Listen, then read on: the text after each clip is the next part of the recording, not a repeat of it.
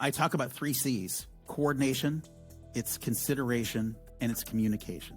I'm able to walk in the room and sense what the room is like. I'm able to see who's going to be an advocate and an ally. I'm going to see who's going to be an enemy and a threat. That actually is a superpower of most project managers, is that there's an unspoken intuition that good project managers have, because we're people, we're people managers. And we are sensors. We are sensors. We feel. We don't just look at something and say at face value. Either look beyond, we feel beyond those things and go, is there a risk that we need to address? Is there something I need to accommodate that I'm not thinking about right now? Now is the best time to talk about it, because there's a lot of planning decisions that need to be made. Welcome to the Digital Legacy Podcast, where we talk about death and dying in the digital age. If you ever asked, how do I protect myself and those I love if something unexpected happened to me? You're in the right place. I'm your host, Niki Weiss, and together we'll explore how to protect yourself in a world where both your physical and digital legacy leave a lasting impact.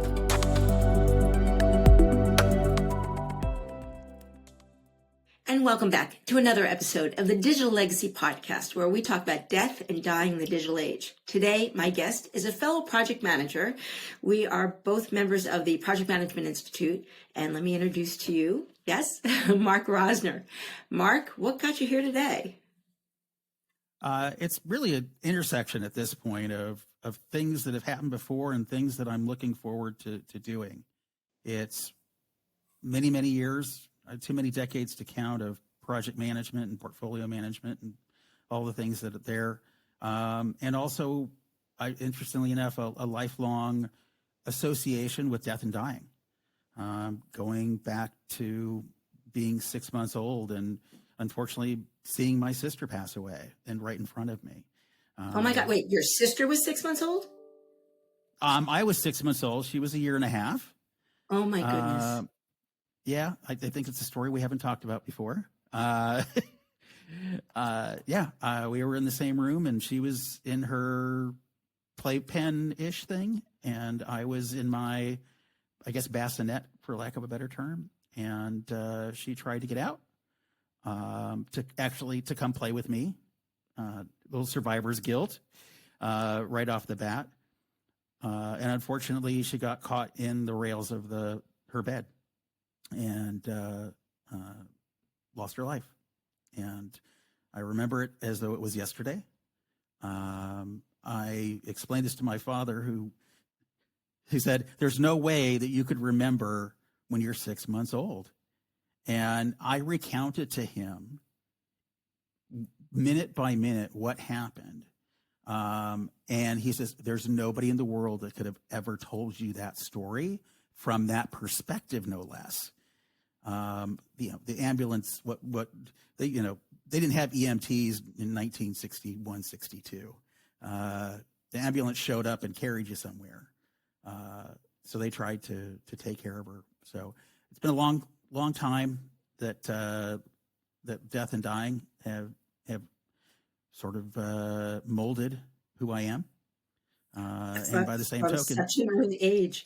You're right. I didn't know that story. And as you were telling it, my whole body was just, tingling, and which is usually a sign that either spirit is with us, or this is certainly, because if you told me a 6 month old would remember, and the fact that you have evidence that you can recount, and here you are 60 something years later, and you said it's just like yesterday. It really is. I mean, in my mind's eye, I can picture down to every moment, including the reaction of my father and my mother to finding her in this state, reacting to them, to having passed. I mean, even after she left, I remember all of that, and it's like I said, it's something that will always be in my head and my heart.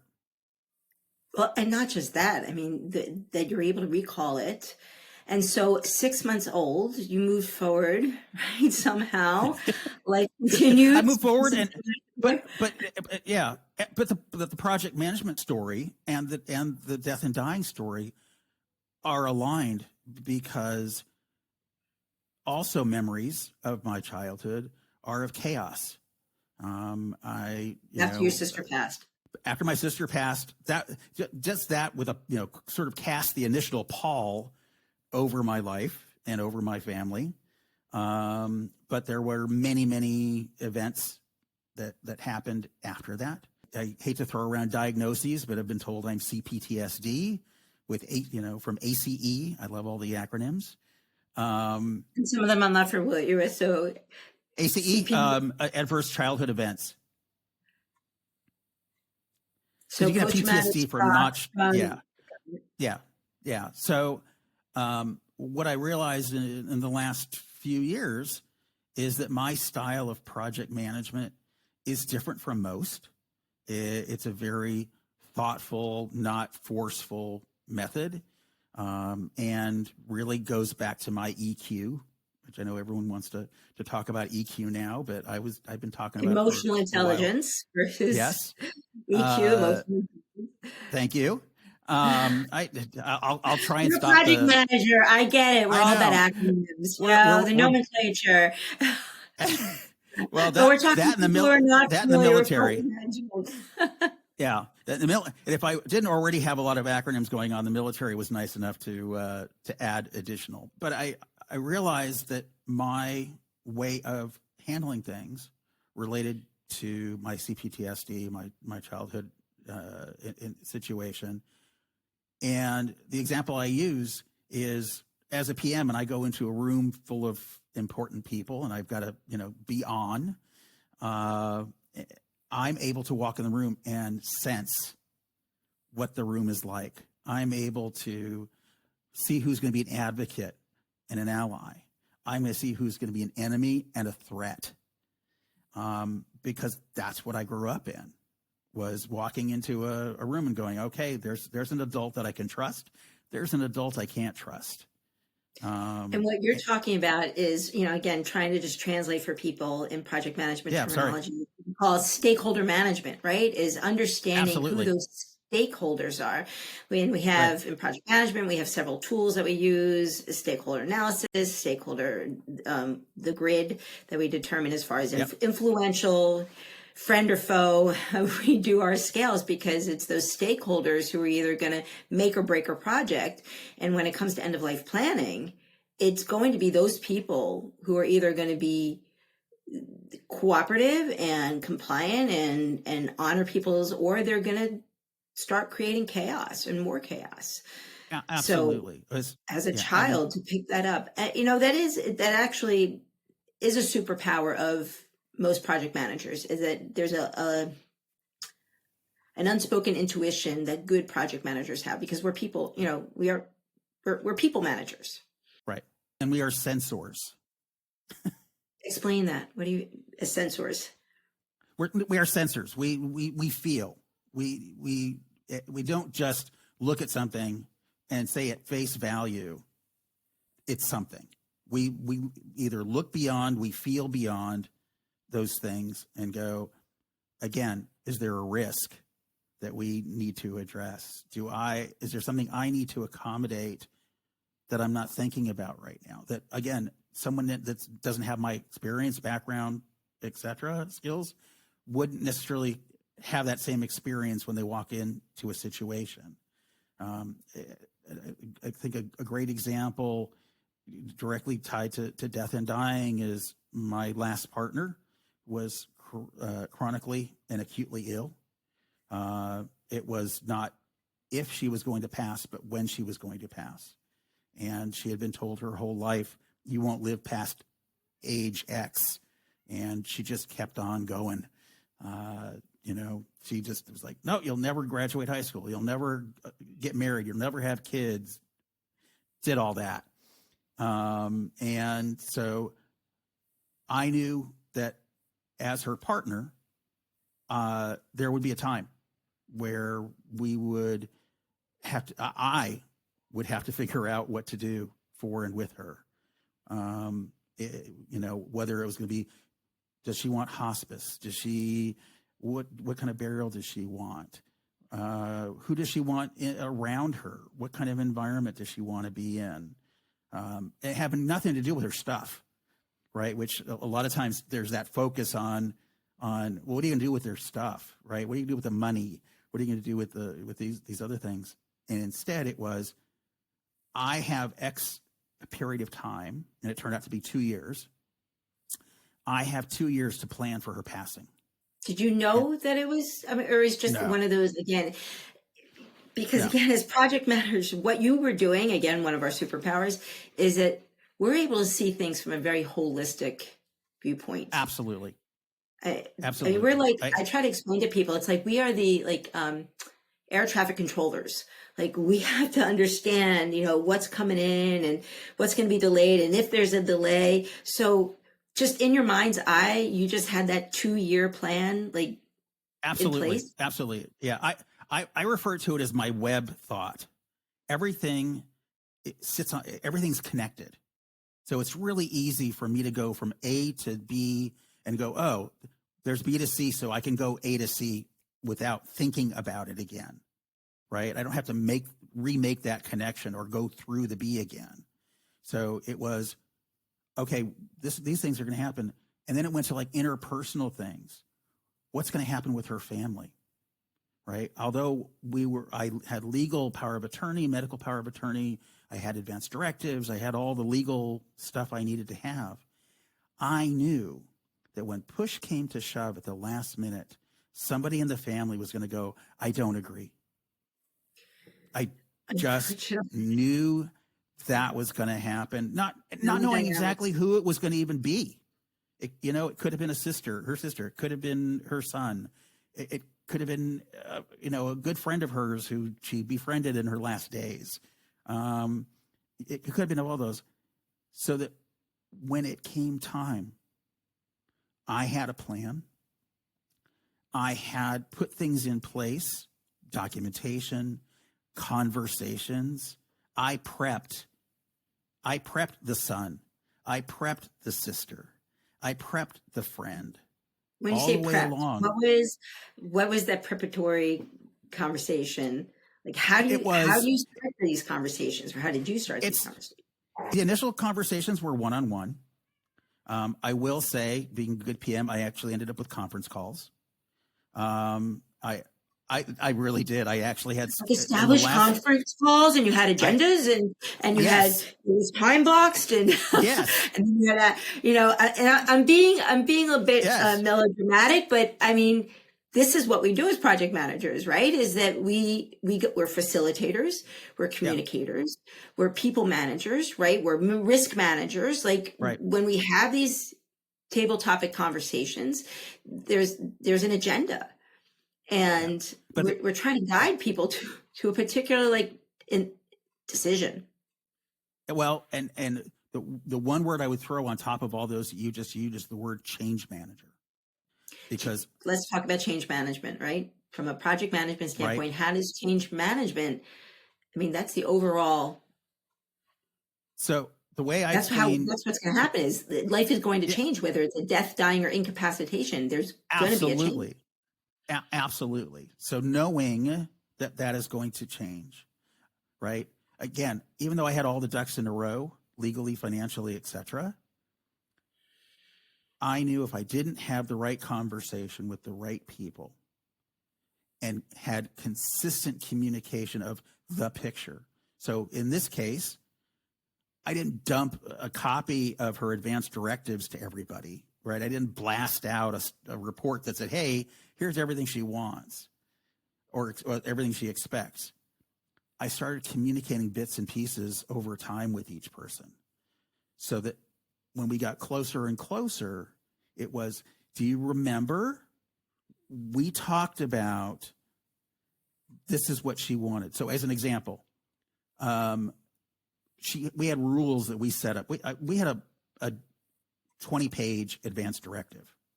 So just to put that out there. Did you use the 5 wishes? Yes. Okay, so you use the 5 wishes. So for people that are not familiar, 5 wishes.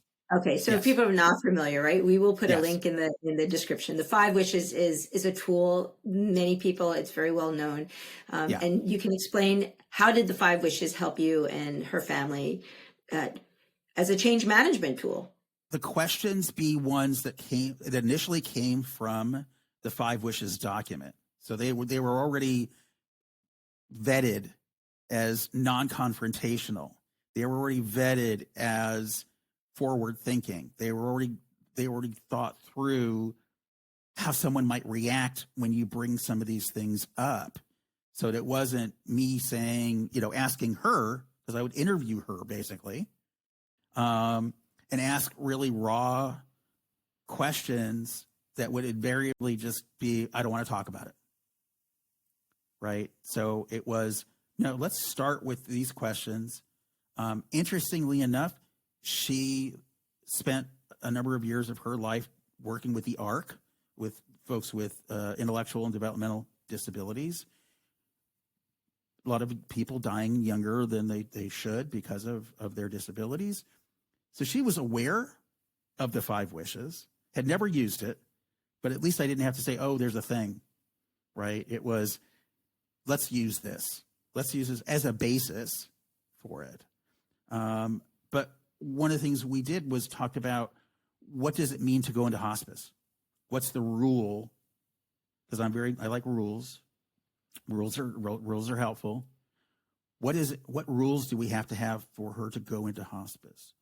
What rules do we have for her to be taken off of life support, and what life support? What comfort measures was she going to have? So we went through all of these very detailed things, and then I parsed that information out to the sister and the friend and the son. Initially, over time, just little bits and pieces. Just, again, I wanted to get their trust and respect, right? Because that's the other thing you learn as a project manager, that you have no authority, right? No, I had a piece of paper that said, Mark has authority. I have a POA, right? But that wasn't going to mean a thing the day that I signed her off into hospice.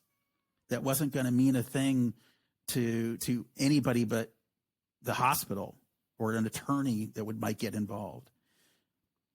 So it was a matter of really saying, no, I want these people to believe that I at number one, have her best interest at heart, right? But two, the decisions that we're making are the decisions I'm making on her behalf. They're not my decisions, right? Because that's what I do as a PM. Right. Right.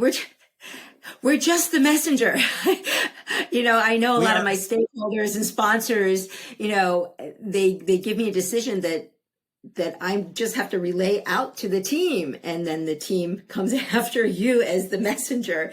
And it's like, I didn't make the decision. I'm just sharing it. And when you're getting into these life and death situations, families there's some, like, the gloves come off. They do. Well, the emotions become raw, right? I'm making up a word deeper. Here. It was one thing to have the discussion with her sister the week before, and it was a different discussion the night of, that we went DNR. In fact, it was a phone call. It was, we were fine and dandy that things were moving the way they were going to. She was at that point relatively non-responsive, and we were following again all the things. We finally got to the point where we were invoking the when is enough rule, which for quality over quantity. Exactly. Which was, we agreed that we would have two independent physicians agree that she was at that point, that she was terminal, that she was no longer going to have the life that she expected to have, or needed to have, or wanted to have at that point. So we went with that 48-hour. We went to two doctors, and then the second rule was there will be a 48-hour holding pattern once that decision is made. So again, to allow folks to come in and say, no, I don't agree. Was it the pet around during when this decision was made? I'm always curious with pets. I find that pets are very much part of when the end is near. Beloved pets sometimes stay very close to their people. I just wanted to kind of clarify when you were talking about the decision. I don't know what country or state you were in when the decision for so it was Washington State. And so the first decision was official hospice. Okay. And then putting in a post, going along with a DNR. Effectively, it's a legal document, medical legal document that basically, again, has the definitions for life and death. So there's the post, and then there's the DNR, do not resuscitate. So the DNR is what the patient and family would make the decision, but the post is what the medical physician, they would sign that one. And so you were waiting for the doctor to make that final decision. Over that week period, we went from we're going to go, we're at the final point. We needed to talk about a post. We need to talk about officially going in hospice, which allowed the nursing facility to change their protocols. More paperwork. Yes. Which, again, we had the conversation. And again, I brought in information from the advance directive that said, these are the people that are going to come see her. These are not the people that are going to come see her. Like, does she want clergy there or not? Does she want music playing? Right. These are things that we, again, agreed to ahead of time, but I was ensuring that the nursing facility, based upon their needs at the time, again, based upon the definitive need of whether it was post or DNR or hospice or whatever definition, medical legal definitions were necessary along the way. So let me ask you, you really put your project management hat on in order to support your partner during this last 2 years. I think you said it was when 2 years you realized. Yep. Crystal, like, if you could turn back time, what if you didn't have those project management skill sets? How do you think it would have gone? Very differently. I think there would have been one. I don't think I would have been involved. I think I would not have been part of the mix. I think there would have been this because of the relationship in the family. I think there would have been a lot of hand wringing and letting things go. I think she probably, unfortunately, and I hate to think of this at all, I think she would end up in a hospital alone. I think she would have ended up in the care of the state. I just because of, again, she was also chronically ill, so I saw I managed things when she was chronically ill and saw who was taking care of her. You should never have to call the son of your partner and say, you need to see your mother. Right. That's not a project management thing. That's a take responsibility thing. Right. And you have that skill set, though, to be able to call people to the carpet and say, hey, you have a milestone here. What's your deliverable? That's kind of, how we translate it in our minds, but that is really, son of mine. And I had managed her care in a similar PM way. Again, she was chronically ill. She had 18 different diagnoses that we were dealing with at any given time, where ICU visits could be 3 months at a time. ICU. I got to the point, you want to talk about PMing things? I brought a whiteboard in to her hospital room. Classic. Well, they had a whiteboard. It was a few years ago. Now you would have brought your laptop, right? But to bring in the whiteboard, I had a laptop too. No. The whiteboard was not for me. The whiteboard was to coordinate the care with the clinicians. It was walking into her room one time and seeing the existing whiteboard saying discharge plan says to home. And I walked over to it with my marker and said to home safely. Wow. To me, that was that was a quality control, quality assurance, right? That's QA/QC, right? That was putting criteria on the deliverable, right? Don't just drop it and say, "Hey, you're home, go home," right?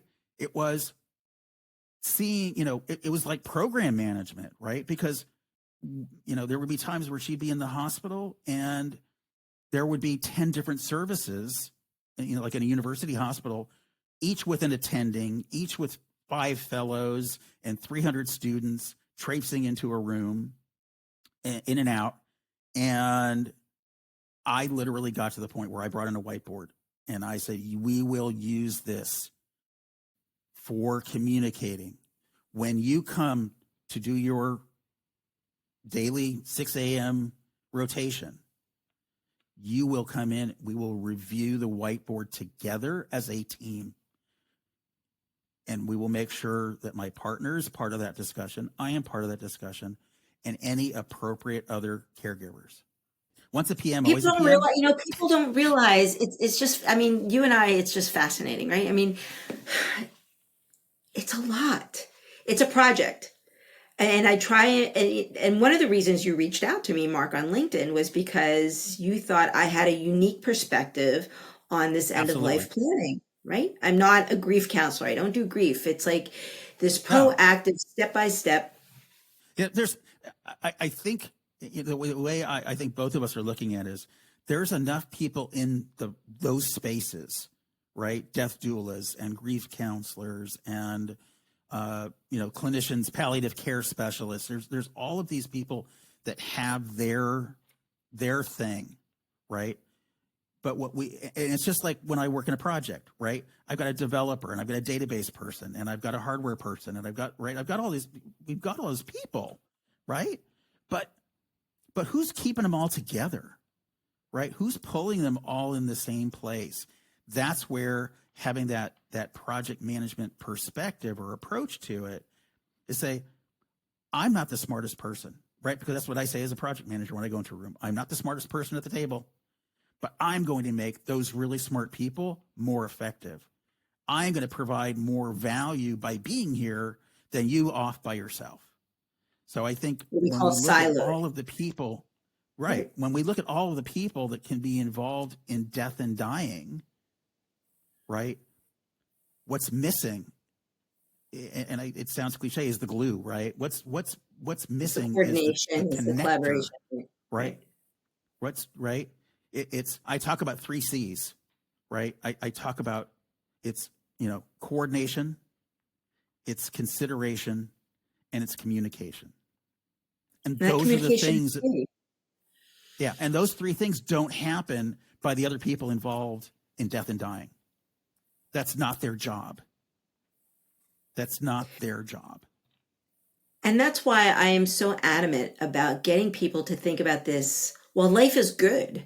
While, we're not dealing with, doctor's appointments and terminal diagnosis and, where do we put mom and, looking for long-term care facilities and how are we going to pay for it? And all of those, like, who's making decisions? And it's so many details and as we in project management, risks, interdependencies. I'm throwing a lot of terms out there, but there's very translatable.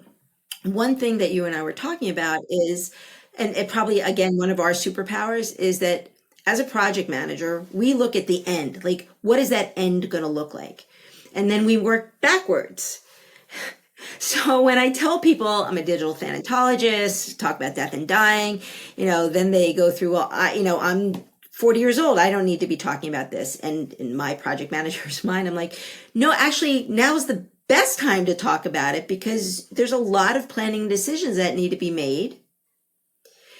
And then it's agile, right? It's iterative, it's adaptive. Things are going to change as you move forward in your life and the people in your life. But so why do you think it's so difficult for people to look at the end in order to plan for today. Oh my gosh, I've been doing a lot of thinking about this, and I still don't have a definitive answer.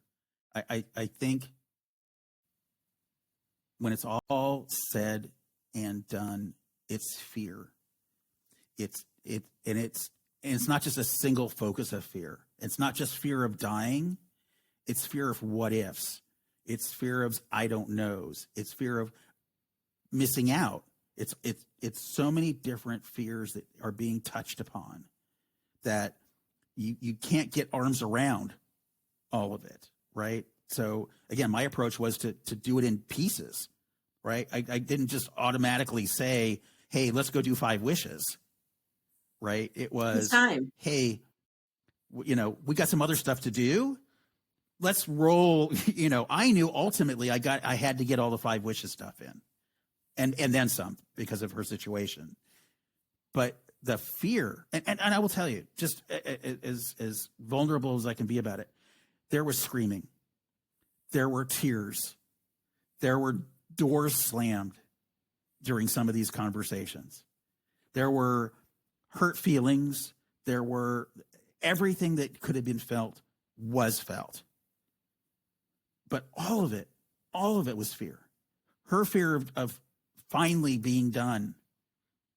Her fear of not being as independent, right? I mean, she and I worked on that the last 5 years of her life because she went from being someone that worked, drove, took care of people to having 24/7 care, had a rescue protocol that include medications that I had to go to the police to relinquish when she passed.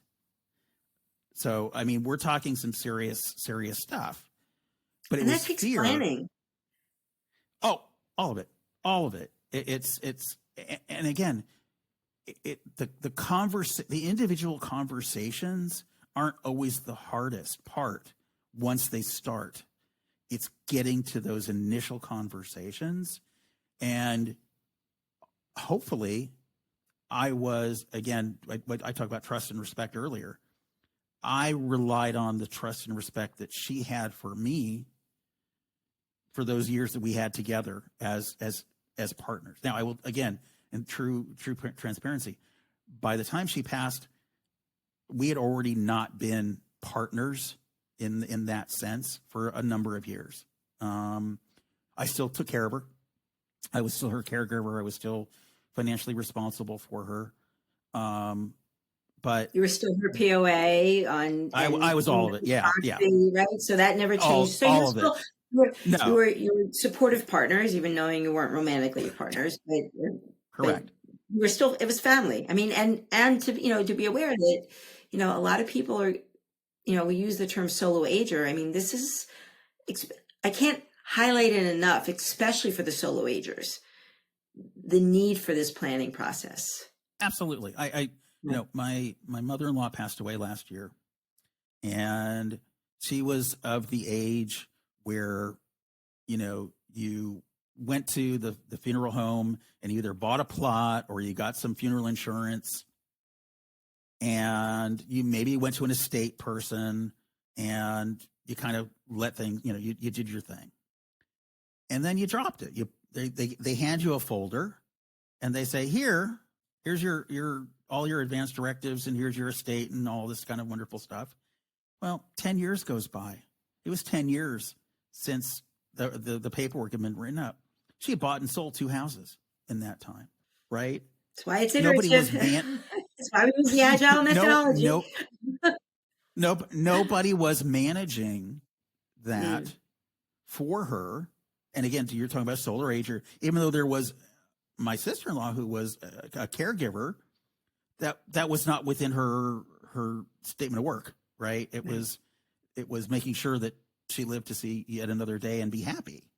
The paperwork was not, no one was taking care of paperwork. So, and now a year and a half later, we are still doing paperwork, because the stuff, even though there was everything in place, it never got updated. So it was moot.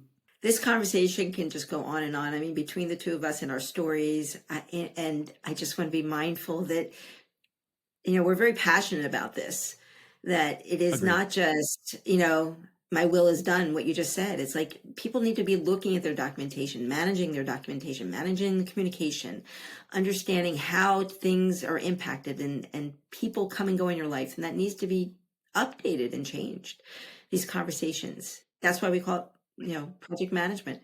So, and just finishing up here. So having gone through this from the time you were 6 months old to here you are at your stage of life, what do you have in place, and what do you recommend to our listeners for them to at the least, start their project? At the very least is to have the conversations. Even if you don't have paperwork in place, like my wife and I moved to Turkey 3 years ago. We haven't redone anything specific to the fact that we're here in Turkey, where the rules are very different.